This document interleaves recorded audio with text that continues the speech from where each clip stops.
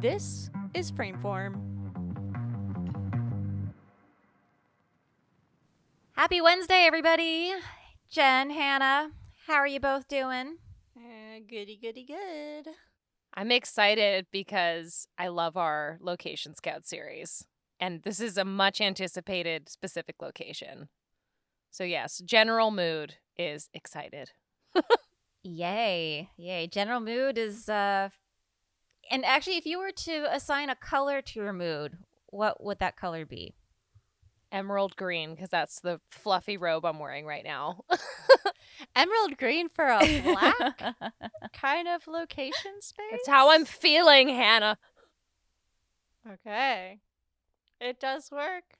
It works. I could see it working. Well, like I said, black in the space that we're talking about.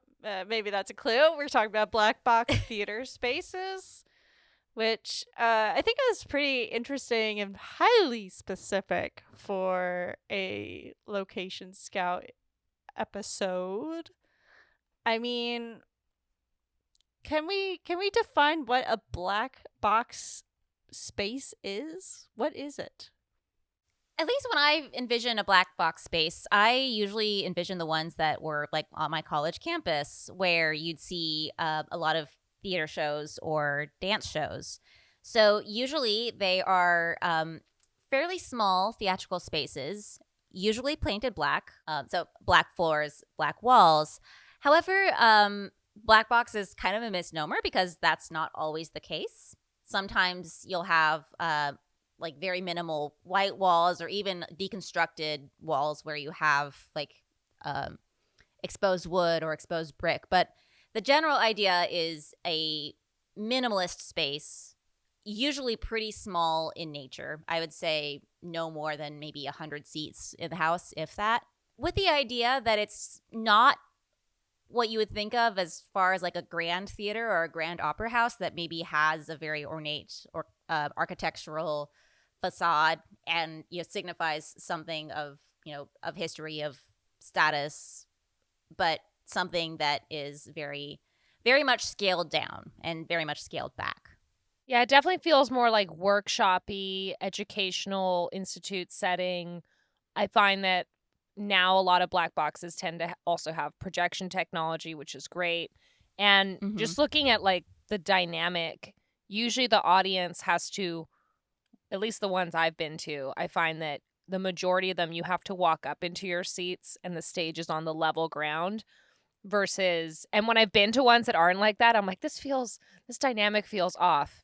So in a way, it does strip away that, and I'm not saying in a negative way, but it strips away that epic proportions of, the proscenium stage or something like a Paris opera house or whatever. Yeah, I feel like these spaces kind of, we're talking about stripped away, minimal, all of that. I always think of it as like a raw blank slate in some cases because it's just, you're sometimes seeing like the scaffolding of something or maybe like the set design is just like a couple of blocks that could lift things up.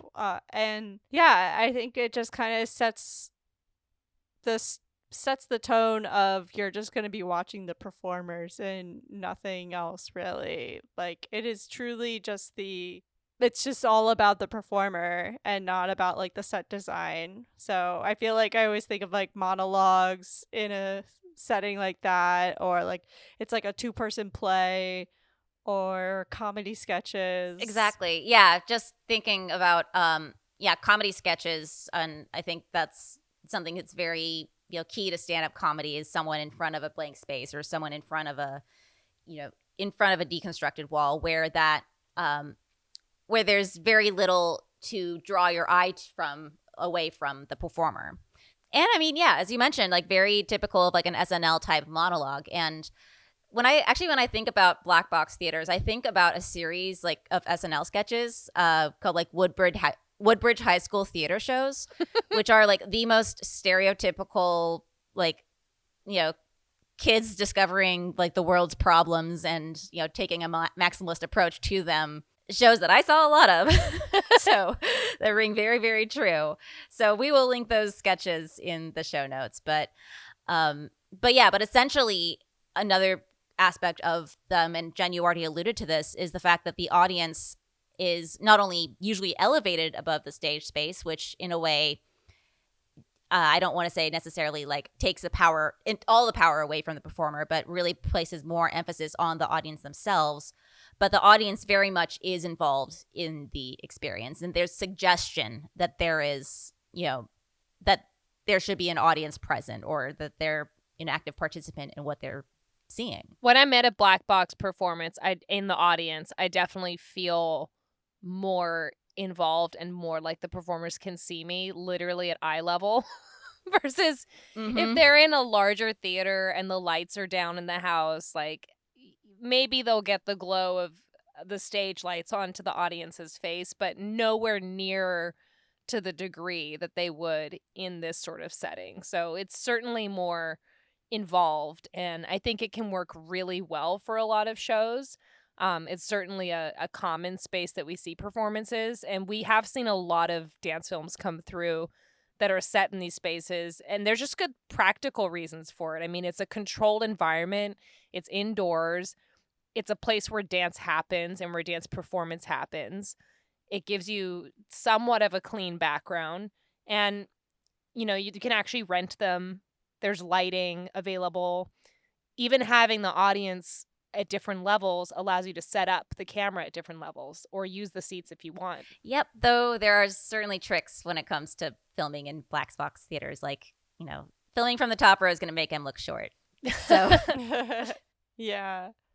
I guess my question about black box theaters, and maybe we've had this conversation a little bit in the past, but could we consider, or maybe is a black box different from a void space? Are they similar? What's the compare and contrast of the two? I'm sorry, like a blank space that has like no defining feature or like entrance. Yeah, like whenever we watch these, like, okay, like any movie that has a void in it. Okay. Definitive location, how we've said warehouses are kind of like a void of some sort. How is the black box a black box, or is it a void, or is it both? How do they act? I think on a low budget, if you want to show a void, when I think of a void, I do think of like a dark abyss. You could show an all-white space, but also that makes it more difficult with shadows. That makes it more difficult with keeping the space clean. And also, where are those spaces in comparison to what the availability and the knowledge we have of being able to locate and rent a black box. So I don't think all black boxes are voids or all voids are black boxes. But if I had to go with like the easy answer and like a somewhat easier to coordinate from a logistics standpoint, I would be like, oh, of course we're going to film it here. And also then it's not, I feel like a warehouse brings a grit or a characterization that, logistics aside, that is different than filming in a controlled interior space that we're like, oh yeah, dance happens here. Yeah. And I also just want to add, at least with my experience with black box theaters, that usually the tech side, as far as like the lighting and music goes, usually it's at a significantly lower level than at like common commercial theaters. But that also usually means that the performers themselves or the choreographer themselves can usually man the lights. So you end up saving a lot on like, personnel because, someone knows how to work a light board. But I think that a lot of people, at least in contemporary dance and contemporary performance, I think that the black box theater is, conceived of as a neutral space, that it's, conceived of as something without signifiers or without like a blank canvas that something can be built on. But as again, I always refer to this Melanie Klutzel article, Bodies in Place, which has a wonderful quote from Harmony Bench emphasizing like that, the very black box itself is a signifier. It is a signifier of contemporary dance and contemporary performance. And usually, like, if someone's representing, like, here's your contemporary dancers in the wild, it's usually inside of a black box. And, there's a reason why, that SNL sketch decides to go to a black box theater, because that's something that's very much associated with the with that type of performance. And, you can. I've seen a lot of dance films try to conceive of a black box as a void, or like have that be the space where like the emotion happens to juxtapose the real life. Like you'll often see something like dance, like you'll not even dance, like you'll see like something acted out in the real world, and then it cuts to a black box theater of those two people dancing, which emphasizes the emotional space of it. But at the same time, I don't even think like a void can really be, neutral either, because they both, very, very much signifiers of something that's, not very neutral at the end of the day. That's a really good point, that when it's like used with other locations, because when we were generating our list of like, what are we going to deep dive, what are we going to touch on today, there were definitely some films where it's like, okay, well, there's a bit of a black box or void type space in part of it, but not throughout the entire thing. And in a way, using other locations can amplify what happens in that black box type space. But yeah, sometimes it does signify that emotional world or that internal space better than the outside world could. So let's take a look at our films for today, whether that be, black box, void, internal, external feelings, all of the above. We're going to start with our first film called Still Dancing from Albacete, Spain. Director and dancer Anton Waldbauer. And this is a pandemic film, but honestly, it doesn't feel like one. I think it's very fitting for a black box film, especially for all of the characteristics that we spoke about here. I love this work. I remember first seeing it at Dance Cinema, and I just love the play on words for still, dancing. Like it literally is that in all. This one was an instant yes for me when it came in, and there were so many quarantine screen dances, so many pandemic films, but this one actually made me cry, and I think it was like the Pixar effect with the piano or something, but it was just so well done and minimalist and wasn't any longer than it needed to be. It had camera movement. Anton's a wonderful emoter. You don't always get great acting with great dancing. And we saw both in this, which I appreciated. It wasn't like melodramatic. It was very sincere. And I appreciated that the Black Box Theater wasn't trying to be anything it wasn't. It really was a document of the times. And you don't always see the seats. Or if you do, it seems like a mistake. Or like, oh, they took the camera too far there. But here it was really to just emphasize the absence of the audience. So I love this one. I think it's a good place for us to start today. I think like when I said like it doesn't feel like a pandemic film to me, like you say like the emphasis of like not having audience members, but in a way it kind of makes me think of like before the performance where you're on stage doing rehearsal and you're preparing through your head like what the room is going to be like, or what you're feeling, how you're going to move that evening, or matinee wise, whatever. But yeah, I just think you definitely get that personal preparation feeling in your mind while watching this, especially like whenever we cut away to the shadow, like there's the moment where you're like, okay, I'm here, this is what I'm seeing, and then it's like the shadows moving on the, I don't know, we could say like off screen or off stage on the walls. I think that was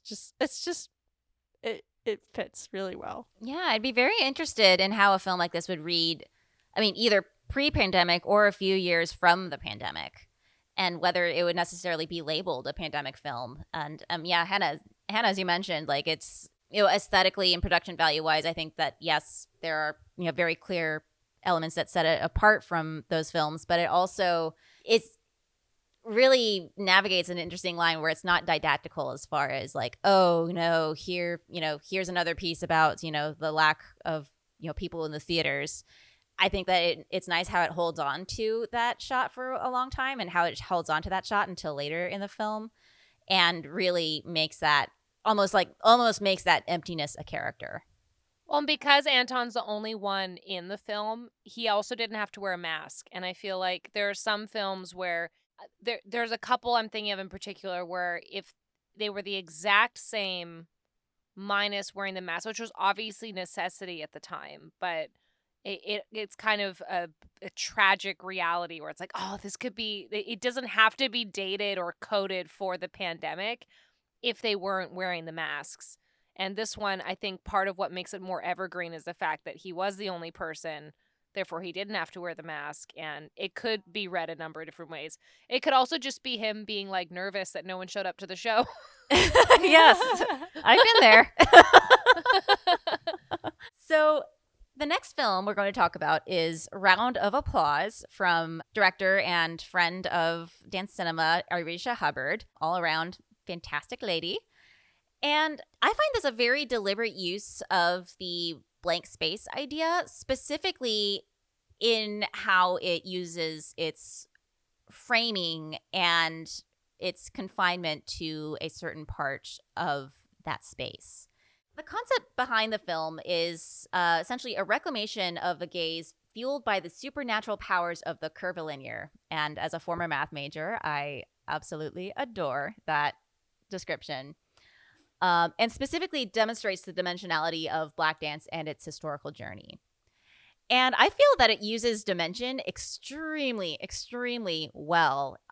Almost, at least the way I was visualizing it, in a way by setting up almost a coordinate plane in the back of the frame and switching between more of a two-dimensional framing that's straight on to the dancer versus a framing that actually has dimension where the dancer is moving along one of those planes. And to me, that emphasizes, it's one of the key elements of, coordinate geometry, but it's also, something that can be adapted poetically as well, that if you look at things in one dimension, you completely lose its full picture. Yeah, this film's definitely beautifully arranged and lit and performed. The combination of silhouette and shadow and this soft focus spotlight that you have, in, I guess it's almost like having the white wall with creates this vignette with the spotlight, and it creates this more negative space around it that really draws the focus. I think it's really beautifully done. And again, I appreciate when a film says what it needs to say or wants to say, is selective about these are the effective close-ups to have, these are the emotional shots of the face, these are the gestures we want to show, and knows when to, stop. Because there's a lot of films that just sometimes take 10 minutes to say what they could take in 3. And I think this is a wonderfully paced and arranged film. I think the dimensionality really does help, and just a very minimal way to show the historical journey, not through just the movement, but yeah, the camera angle, for sure. And and that's also, we could also say the music plays along with that as well. But definitely the minimal space and the minimal tools helps tell a clear story. And I think that should be definitely utilized more with just how to make a film 101. Like, here's a rubber band and a pencil. Now make something out of it. Like, I think here less is more was definitely utilized very well and very strong. Yeah, and kudos to the dancer, Vivian Williams, and obviously the entire team. But it's hard to break the fourth wall and not have it seem tacky. And y'all pulled it off here. It looks really great, is effective, and really speaks to that idea of returning the gaze and shattering that gaze that is the focus of the concept. So snapping into our next film, we have another representation of what we recognize as a black box theater space with, again, room for audience members who aren't present. And this film features, again, favorite of the pod, favorite of dance cinema, Jillian Myers. And it's manages to be very imaginative and very whimsical while still being very scaled back. Yeah, we screened this in 2016. It was our first year doing a festival, and this film was actually already, I don't know if it was on YouTube at the time, but it was pretty soon after we screened it. And I just remember like laughing out loud, showing this at other, events after, suggesting it and referencing it to students and just audiences of all ages and being like, this is how you do comedy. This is how you do a dance film. This is how you use the medium. It's just so beautifully done and such a weird cocktail of pop culture between, something as epic as the Langston Hughes poem, but also just a reference to staying alive and then like the Doug theme song. It's like, what do these things have in common? Jillian Myers. Yeah, I mean, she's just a captivating performer, and her collaborators, Devin Jameson, Matt Cady, like all of them on their own are just creatively amazing people. So you can only imagine what happens when they come together and dream up something. And I would consider this like an earlier wave of dance film making, like this was kind of the YouTube era, posted to Facebook era. Like Instagram was a thing, but not so much. And yeah, I just think it was such a great moment in time and is still such a classic and beautifully executed. I feel like this work to me is like basically the definition of of black box theater, of what we were talking about from the beginning. It's just, talk about minimal raw space, focus on me, one performer, trying to make imagination come to life as a viewer, like see what's around me, or like see me, but like you can imagine the space around me and paint that picture for yourself. And then literally just when she's like walking through I would say like the risers of the audience, like a very familiar feeling as a performer, audience member, and all of that. It's just making the best of it. And it kind of plays on almost like the SNL skit in a way, like just kind of being funny and this is all I got. And here it is. Yeah. Show me the money. Well, I think a very interesting distinction between this film and Still Dancing in that, I mean, they're both very clearly performances in black box spaces. Like we can envision these two figures being in these spaces at a particular time. But whereas Still Dancing reveals the empty seats toward the later end of the film, this film really reveals them early on. And it reveals that Jillian is not, actually speaking to anybody. This is very much her own, her own space. And that really brilliantly sets up the viewer as this audience member of a very intimate, very, very, very exclusive experience in a way, too. And I also just want to commend Jillian. And again, Jen, you noted that this was a very particular time in dance film before they were really being seen on Instagram or even shorter form platforms. Because we do see the stream of consciousness video a lot nowadays. You'll often see it in the form of, here's a quick montage of my day. I went to the store and I got one of those coffees. It was very good. Then I went next door. It's kind of its own trope at this point. But to see something like this film, which shows a stream of consciousness monologue, but one that has, very intentionally been captured, been refined, been highlighted in places, was refreshing to see. Well, and I don't want to swim down everyone's stream of consciousness either. And this one is just thoroughly entertaining where you can follow it, but then you're like, wait, how do we get there? We're scooping the eyeball onto the plate? What? It's just hilarious. It's so Jillian. I mean, I've never even met her in person, but creatively, like, this is part of the Seaweed Sisters oeuvre in a way because she's 1/3 of that trio, and just like the comedy, but also the artistic virtuosity is there too. It's so satisfying. I love it. And I'll just say one more thing about this film, touching on what you said, that it doesn't ignore where it's set. It really explores it. We see her on stage, but she doesn't start there. She works her way there. There's use of close-up. There's use of the floor. There's use of curtains. There's this relationship with the light. It really instead of being like, okay, how do we limit what we're doing in here so that it doesn't seem like a black box? It's like, we know where we are. Now let's really dance and explore this entire space. And it's so effective. Yeah, the light, I just looking at all three of these films definitely play such a huge role and a character inside of them. I mean, with the first film, we have this light leak slash like lens flare going on throughout the whole thing, which kind of makes our dancer like dazzle in such a way, even though he's not moving at all.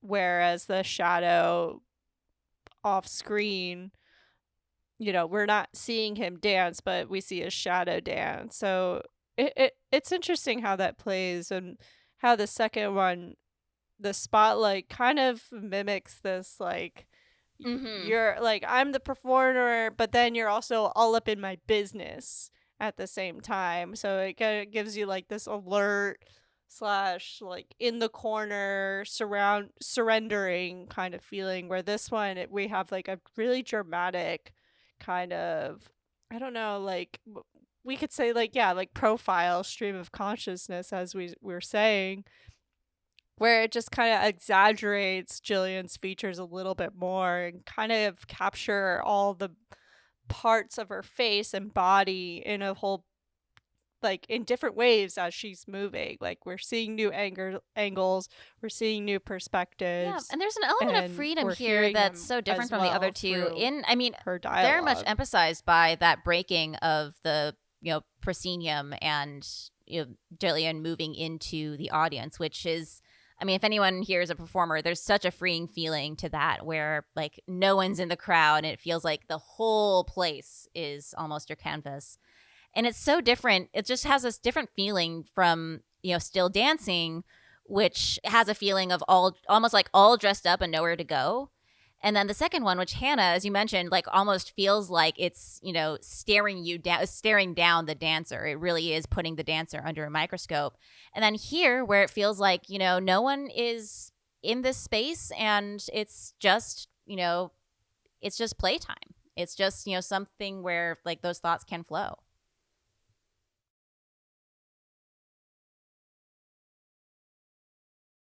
And our last film is really an interesting combination of that immersive playtime, but also, speaking of surrendering, we literally see a dancer pulled into the void of the floor. And I remember reading, I don't always want to read the description before I see the film, but I read this one and I was like, how are they going to pull this off? And then I watched it and was like, oh, they did. Yeah, they did. So this film is Autopia. It's a Slovenian and UK production. It was directed by Helen Rollins and I believe edited by her as well. And there's like kind of this very creepy, almost like Suspiria, haunting, surrealist vibe to this, but in like a meta sense, because literally it's what you're seeing is a bit of dance horror and surrealism. But also, it is based on a series of experimental shorts that were created by a quote-unquote unknown Slovene director, Frank Kranč. And I'm sorry if I'm saying that wrong. But it was based on, like, found footage and bringing his vision to life after he had died. And I believe he was, like, in his 80s and died near the beginning of the pandemic. And this film was put together afterwards. So everything about it, like the fact that we're seeing this, octogenarian's vision come to life post-mortem, and that it's such a timeless and just beautifully executed film, that it's really haunting. So definitely check out the link in the show notes for all of these. I have no idea. This one is almost like the hardest to explain in a way. Script at the top of the film is true or not, but boy, does it set you up for the experience. Same here. I really do. And especially just not only the font of the text, but also just the total nihilist message of the text, which again gives you just this feeling of dread as you're watching it. And something that it really does supremely well is how I had this quote from the film, which is one of the text cards: "Utopia is not." And that to me is really the crux of, dance studios and black box theaters in a way. Because they are often seen as these spaces for uninhibited creativity or, spaces where anything can happen. But there's so much significance and meaning attached to these spaces. And in many cases, so much baggage and trauma attached to these spaces as well. That, this sort of neutral moniker really, definitely doesn't apply for everyone.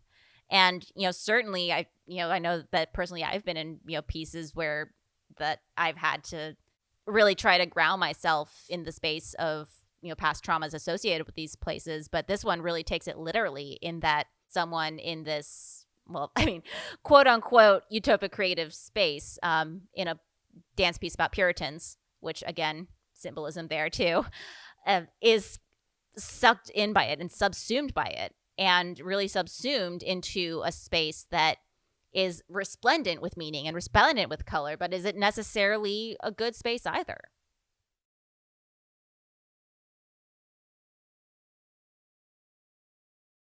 Yeah, you mentioning the title card made me check back and be like, oh, there was one that stuck with me where when I was every time I watch it, I'm like, dang, that hits. Paradise, pure transcendence, pure meaning. And isn't that what artists and creatives are looking for when they go into creating something new, or even when you go to witness or participate in something, even as a spectator, or if you're at Woodbridge High School giving creative prompts to the improv crew. And yeah, this is just visually, you also get these two worlds that both completely represent the artistic space. And ironically, we were talking about what is a void earlier. And in this case, it's almost like, shout out to our friend Lolly. I feel like I'm going into one of her designs. And it's like everything's like pink and sparkly and shiny and textured, and there are beads. It's just such great contrast between the real world here, which is shown as this bleak place, and then ironically, like when he goes into this quote unquote world of kitsch and color, that's where the reality, pun intended, sinks in. About, artistically things can look a certain way and have literally like a glitter to them or a gleam, but there are certain realities that come into play that maybe take away from the magic sometimes. I think it's funny that he goes through the floor to get to this place. And to me, like back in the day, the floor was like the one place I always wanted to be after dancing for so many hours. So like him getting sucked in, and then you're like kind of in this like Eurofic space of just glamour and liveliness. Like, yeah, I want to be there too. I totally remember the days and saying, oh man, sitting on the ground is such a luxury. And here I am like years later, and all I do is sit on my butt, and I do that all day instead of dancing. But exactly. And how often are we in plie, like surrendering? Yeah, I just actually wanted to make a note on that. Any number of styles, meaning, pure transcendence, pure meaning moment, where I think that sometimes when it comes to dance, like certain things are sold to you as pure transcendence or pure meaning, or like pure deconstruction equals pure freedom, and when those things are like don't resonate, that can be a very, very conflicting feeling. So like I think I was reading an excerpt of a page from the filmmaker Abigail Childs, who mostly is an experimental filmmaker, but incorporates like choreographic thought into her pieces, and really had this wonderful quote that says, I'm interested in sites of tension, whereas ballet emphasizes pure tension and contemporary emphasizes pure release, neither of which are necessarily accessible to everyone. And so, maybe I'm just speaking as myself, as someone who's always heard the phrase, shoulders down, shoulders relaxed, relax. That, that can be intention impact. Of an intended feeling might not, resonate with everybody. And I think that this film really shows that duality very well.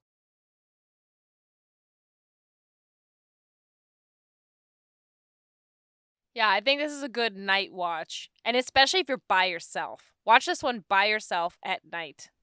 Headphones on. Headphones on. Our last deep dive today is Manesia, which means soldier, and the subtitle for it is Standing Between Two Walls. This is one that came in the past year from Russia. And I remember I'm going to be honest. I'm always honest. What am I saying? I'm gonna preface this by saying I'm gonna be honest. Whenever I see a film that's set in a black box theater, I'm like, okay, this has to be really good to like if we're gonna screen it. And I was blown away by this one. I mean, the use of props and the space and the strength of the performances, the variety of what we see, scenes set up within the space. It's just so well done. I feel like I'm saying that about all the films today, but that's why we picked them. I feel like this work reminds me of the musicals or plays that I saw at my high school, because it was literally we had a black box theater. It was very kind of like dusty looking on the ground and minimal, and the costumes, it was just like costumes and then you're in the space. So when I talk about, like fill in the background for yourself with your imagination, like this one definitely defines that with like just the minimal props used. But like even though they're dressed in all these different costumes and way, but like I can imagine like an old house or a forest or, you know, I can imagine all these different And it's a things very just great because example everything of else is Brechtian well style put together theater so staging as well. well. So, I mean, for those of you who don't know, Bertolt Brecht was a German playwright and I suppose director, because he's, his staging was such a crucial part of his plays, where the theatrical elements were actually kept either very minimal or like very obviously theatrical.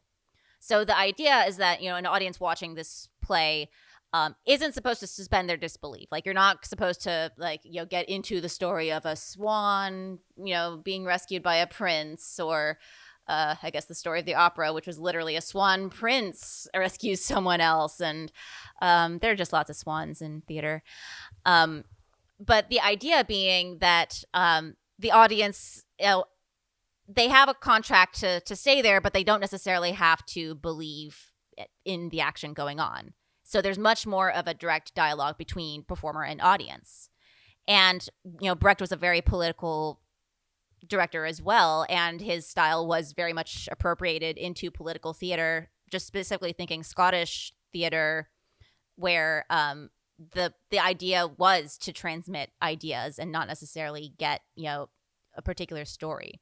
And this film really utilizes those, that symbolism very well. I mean, just specifically thinking like the bread lines and sort of this nature of scarcity too. So I think that it's a beautiful reference to that, and also very, thoughtfully constructed as well.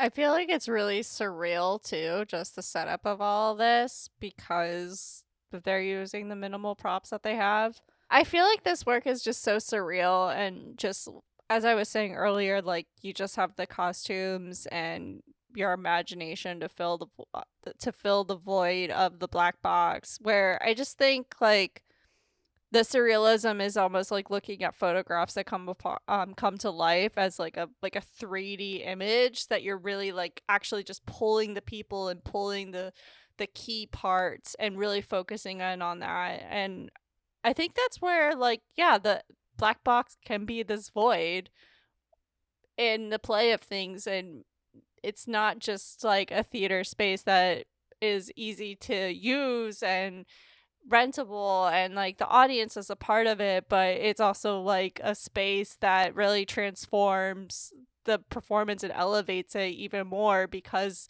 of the lack of background and painting pictures and all of that. Which, when those other elements are not done well, such as the choreography's not there, the basic camera work and the lighting's not there, the performance is not there, I feel like it amplifies like, oh, this is very low budget. It doesn't always mean that something's less creative, as we clearly covered today, but sometimes it puts 100%. you more at risk because you haven't come up with another setting. And Right. sometimes it is completely the right setting for it. And I think all of the films today that we really dove into, for a variety of reasons, do it so well, and it is the absolute right setting Yeah. to tell these stories. We have a few other shout outs that exhibit this style of location very well. We have A Flower by Skyla Schrader. Yes, I love that We film also have so much. 3 I on think that 4 it's, by I mean, Marty brilliant for a Bueller. student film, I and went you to know, school with him. definitely wears its Simon Fild's influence on its sleeve.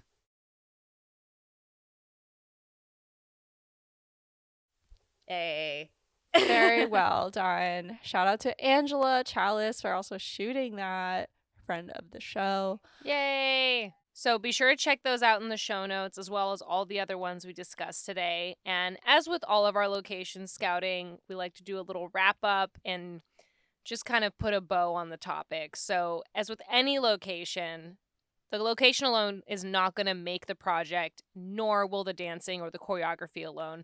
You have to use a variety of tools for maximal impact, and all the ones we discussed today are great examples of that. So if you're looking to film in a black box or you don't know what location, take a listen to our other episodes and take a look at these films that we've curated for you, because between the three of us, we have seen thousands of films over the years, and really, I think, you know, we're never going to see all the films that exist. We would love to, but I think that we've picked some really good examples today that will inspire you and show you that it doesn't have to be a limiting space, even if you want it to be a liminal space.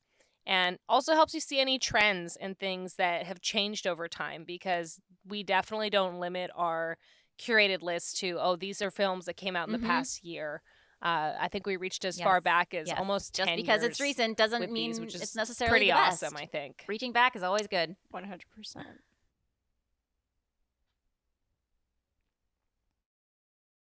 But that said, if you're yet to make it, you have that advantage. So really doing your homework and seeing what's already out there, I mean, why not do that? It'll only strengthen your project. Don't box yourself in. This is Frameform, hosted by Hannah Weber, Jen Ray, and Claire Schweitzer. Episode edited by the Frameform team, with social media support from Maddie Leitner and music by Mason Carlton. Thanks for listening.